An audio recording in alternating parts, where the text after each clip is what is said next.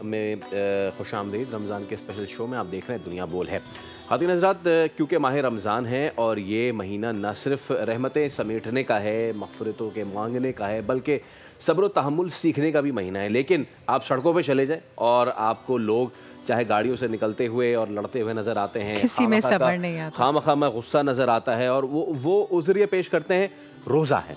तो क्या रोज़ा रख के ये वाला उज़्र पेश करना ये जायज़ बात है, जहाँ ऐसे वक्त में कि हमारा दीन हमें सब्र की तलक़ीन कर रहा है, वहीं पे अगर इस तरीके से मामलात हों तो इसको किस तरीके से देखा जाए? हमारे साथ आज बहुत ही मुअज़्ज़ज़ मेहमान मौजूद हैं। मुफ्ती वसीम सादिक बंदगी साहब, हम उनको खुशामदीद कहते हैं। मुफ्ती साहब अस्सलाम वालेकुम। आपसे तो पहले तो 2 साल बाद मुलाकात हो रही है और बहुत अच्छा हुआ कि आप आए और बहुत अच्छा लग रहा है आपसे मिल के। उम्मीद करता हूँ कि खैरियत से आप होंगे मुफ्ती साहब। बिल्कुल। मुफ्ती साहब, आपने भी देखा होगा ये शायर हम अपना लेते हैं कि जी कोई मसला हो रहा है रोज़े के दौरान, काम में कुछ गलती हो रही है, गुस्सा आ रहा है, एक दूसरे से लड़ रहे हैं, मुर्द इल्ज़ाम रोज़े को ठहराते हैं, यार रोज़ा है, रोज़ा लग रहा है। मैं चाहूँगा कि कितनी बताइएगा कि अखलाकी तौर पे ये बात कितनी गलत है कि हम अपने अंदर सब्र का मादा पैदा करने के बजाय मुर्द इल्ज़ाम एक ऐसी चीज़ को ठहरा रहे हैं जो कि है ही इस चीज़ के लिए ताकि मोमिन जो है वो सब्र उससे हासिल कर सकें। औज़ु बिल्लाहि मिनश शैतानिर रजीम, बिस्मिल्लाहिर रहमानिर रहीम। बहुत शुक्रिया।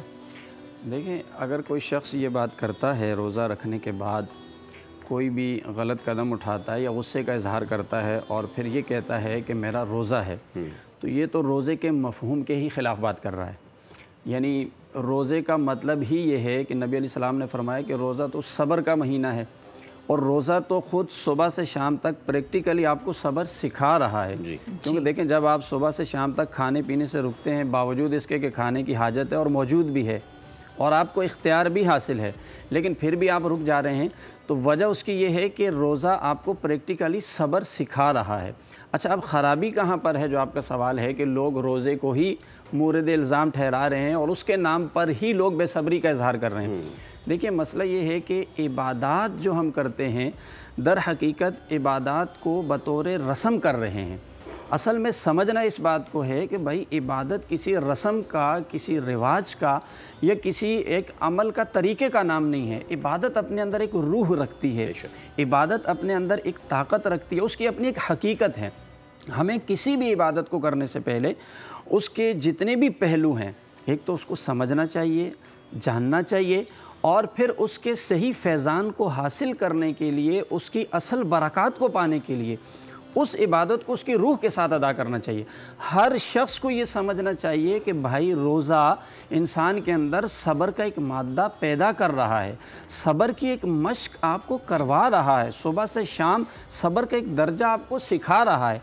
अब ये कैसा अमल में तज़ाद है कि सुबह से शाम सब्र की प्रैक्टिकली आपको मश्क करवाने के बाद आप उसी रोज़े का नाम इस्तेमाल करके बेसब्री का इजहार करें।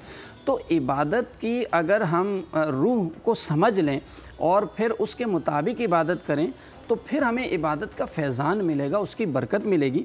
रोज़ा सिर्फ़ खाने पीने से सब्र नहीं सिखा रहा, रोज़ा तो आपको ज़िंदगी के तमाम मामलात में सब्र की तरफ तालीम देता है, आपकी तरबियत करता है। गोया आपने रमज़ान में सब्र को सीखना है, फिर उसके बाद जब आपके मामलात हैं वहाँ भी आपको सब्र करना है, कहीं लेन देन है वहाँ भी आपको सब्र करना है, कहीं किसी ने आपके साथ ज़्यादती कर ली है वहाँ भी आपको सब्र करना है। यानी दुनिया के तमाम शोबाजात में रोज़े से सब्र सीख कर वहाँ आपने अमली तौर पर सब्र का इजहार करना है। तो ये तो बड़ी अजीब सी बात होती है कि आप ख़ुद रोज़े के मफ़हूम के बरक्स बात करते हैं कि भाई मेरा रोज़ा इसलिए बेसब्री कर रहा हूँ। अच्छा, वैसे मुफ्ती साहब, हम अपनी ज़ात को कैसे इस बात की तलक़ीन करवाएं और सब्र की तरफ जाएं? हम अपने आप से क्या ऐसा करें कि हम सब्र को अपना सकें? देखिए, उसके तो बहुत सारे तरीके हैं। सबसे पहली बात तो ये है कि इस्लामी तालीमात को सामने रखें, क्योंकि इस्लामी तालीमात के अंदर जा बजा सब्र की तलक़ीन की गई है।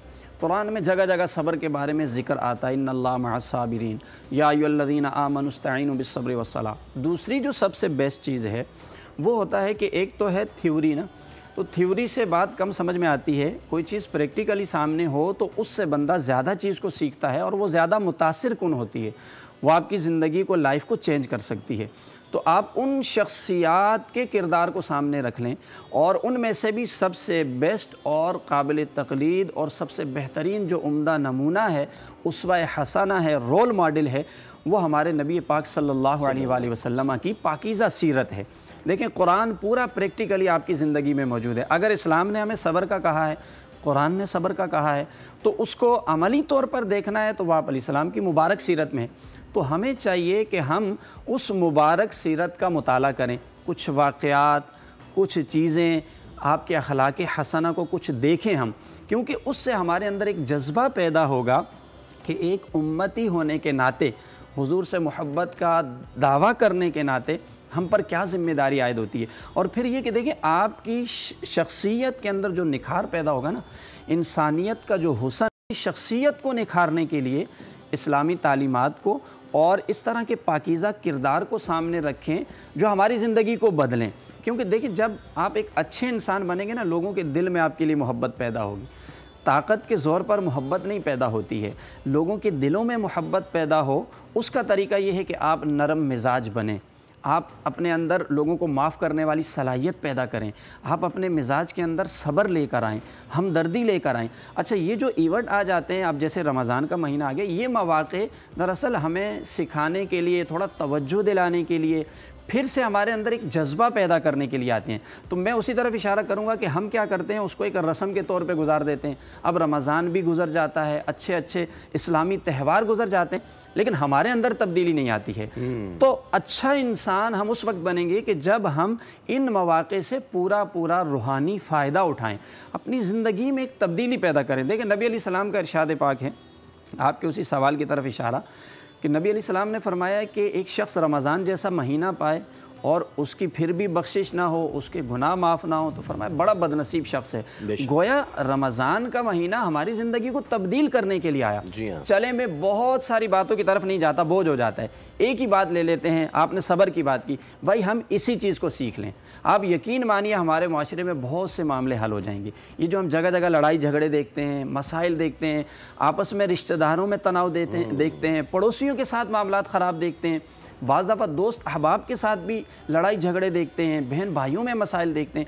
اگر ہم صرف ایک یہی بات رمضان سے سیکھ لیں کہ بھائی ہم اپنے اندر صبر کو پیدا کریں گے، درگزر کرنا سیکھ لیں گے، معاف کرنا سیکھ لیں گے، یقین مانیے ایک ایسا ماحول، ایک ایسا معاشرہ سامنے آئے گا، ایک ایسی سوسائٹی ہمارے سامنے آئے گی کہ جس کی ہم مثال دیں گے کہ کیسا پرسکون سسٹم چل رہا ہے۔ یہی ہماری لرننگ ہونی چاہیے۔ مفتی صاحب بہت شکریہ تشریف لانے کے لیے، بہت ہی خوبصورت گفتگو آپ نے فرمائی ہے۔ تو خواتین حضرات، رمضان کا جو اصل ایسنس ہے وہ ایسنس ہی یہی ہے کہ کس طریقے سے آپ اس ماہ مبارک میں صبر سیکھ سکتے ہیں۔ ناظرین، پروگرام ختم کرنے سے پہلے آج کا تاریخ اسلام کا وہ سیگمنٹ، اور آج 10 رمضان المبارک یوم وصال ام المومنین زوجہ رسول اللہ صلی اللہ علیہ وسلم، مادر سیدہ کائنات حضرت خدیجۃ الکبریٰ رضی تعالیٰ عنہا ہے۔ آپ مکہ کی ایک معزز مالدار آل نسب خاتون تھیں جن کا تعلق عرب کے قبیلے قریش سے تھا۔ حسن صورت و سیرت کے لحاظ سے طاہرہ کے لقب سے مشہور تھیں۔ حضرت خدیجہ رضی تعالیٰ عنہا اسلام قبول کرنے والی پہلی خاتون تھی اور انہیں ام المومنین اول ہونے کی سعادت حاصل تھی۔ نکاح کے وقت آپ صلی اللہ علیہ وسلم کی عمر مبارک 25 برس، جبکہ ام المومنین حضرت خدیجۃ الکبریٰ کی عمر 40 برس تھی۔